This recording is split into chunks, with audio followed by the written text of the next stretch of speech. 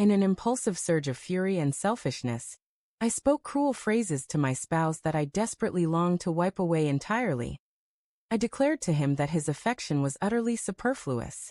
Those utterances, biting and thoughtless, cut into him with profound intensity, tearing apart the intimate tie we had painstakingly constructed over time.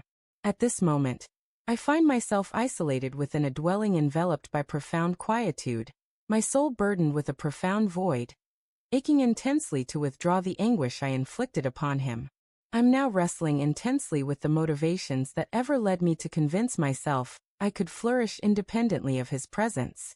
The instant our lives first intersected, it seemed like the ignition of a magical glow. Our rapport formed swiftly, without any strain or effort.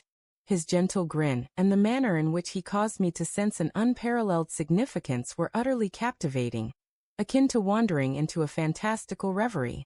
We shared bursts of mirth, supported one another's spirits, and built an existence that radiated with joy and fulfillment. His devotion surrounded me completely, instilled in me a deep sense of being treasured, and throughout numerous years, I simply could not envision an existence devoid of his companionship. However, the passage of days gradually altered the dynamics between us. It wasn't because of his actions. I recognized that with absolute clarity in hindsight. The pressures of daily existence overwhelmed the pair of us equally. The burden of habitual patterns, the perpetual tasks around the home, the residence itself, all of it gradually transformed into something resembling confinement.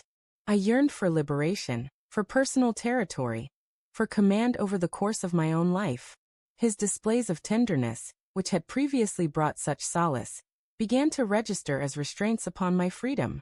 I rejected them outright, chasing after self-reliance, oblivious to the fact that in doing so, I was also distancing him from my side. He invested his entire being into expressing his devotion toward me.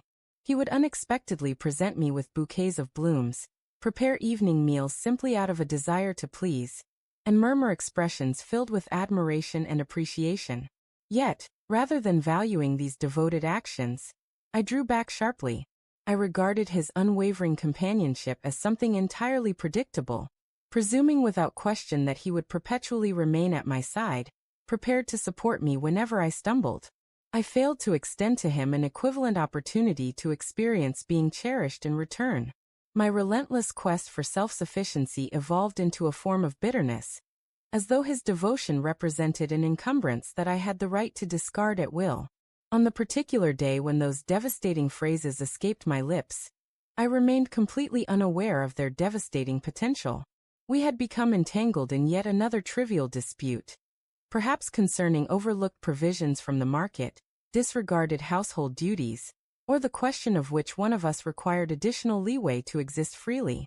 The strain had been building gradually over several weeks prior. He made genuine attempts to communicate openly, to reveal the depths of his emotions, but I had fortified myself with emotional barriers, propelled by mounting irritation. In an explosive wave of irritation, I proclaimed, "Your affection is something I can do without. I manage perfectly well by myself." I had no inkling of how those statements would devastate him internally, how they would systematically erode the collaborative union that had come to define our shared identity, the fundamental core of our existence as a united pair. His reaction manifested as an overwhelming hush, a weighty, all-consuming stillness that echoed loudly in the air. His gaze, overflowing with anguish and incredulity, scanned my own eyes in search of even the slightest indication of withdrawal or regret. However, he refrained from engaging in debate or retaliating with equal force. He merely pivoted and departed from the space we occupied. I anticipated his reappearance later that evening, his effort to repair the rift through dialogue or expressions of remorse, just as we had navigated similar conflicts in the past. But that return never materialized. Instead, he chose to rest in the spare bedroom, and over the ensuing days, our interactions dwindled to almost nothing. I convinced myself that we would naturally resume our familiar cadence, that I could brush aside the occurrence as inconsequential, in line with previous patterns. Nevertheless, at the core of my being, I sensed that an essential element had been broken beyond simple repair. We avoided any discussion of that confrontation thereafter, never confronting the injury that my verbal assault had embedded within him. Yet, the divide separating us expanded steadily. The demonstrations of his fondness diminished noticeably. No additional blossoms arrived. No further visions of our joint tomorrows were articulated. Initially, I overlooked these shifts, but he was withdrawing gradually, not from a depletion of his feelings, but as a protective measure against additional emotional harm. I had inflicted a deep and lasting scar upon his spirit. Several months elapsed before the complete ramifications truly dawned upon me with crushing force. The individual who had previously regarded me with an infinite well of adoration now bore a subdued melancholy evident in his every glance. He ceased confiding in me about the events of his routine, his inner reflections, his inherent kindness. The epiphany struck me like a tidal wave. The declarations I had made had compelled him to erect impenetrable barriers that I found impossible to breach. When at last he informed me of his intention to depart, my entire reality seemed to collapse inward upon itself. He explained that transformations had overtaken us both, that the thread binding our souls had worn thin, and he harbored doubts about our capacity to restore it fully. He confessed openly that his love for me persisted undiminished, but emphasized that such sentiment by itself proved insufficient to uphold our union if it failed to flow reciprocally. In that pivotal instant, the truth crystallized within me. The devotion I had once imagined as disposable was precisely the element essential to my sense of completeness.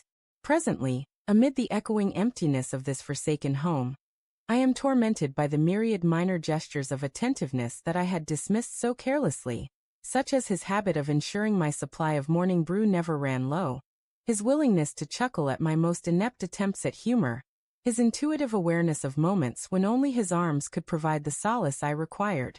With perfect hindsight, I perceive it all in vivid detail now. The way his consistent devotion had grounded me firmly, inspired my growth, and conveyed to me an authentic sensation of visibility and security. And now, that vital presence has vanished entirely.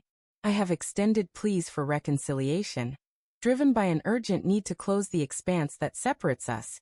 But the separation has grown too vast to traverse. He has progressed onward with his life, and I hold no grudge against him for that choice. I was the one who systematically destroyed a relationship of rare beauty, under the delusion that solitude would offer superior fulfillment.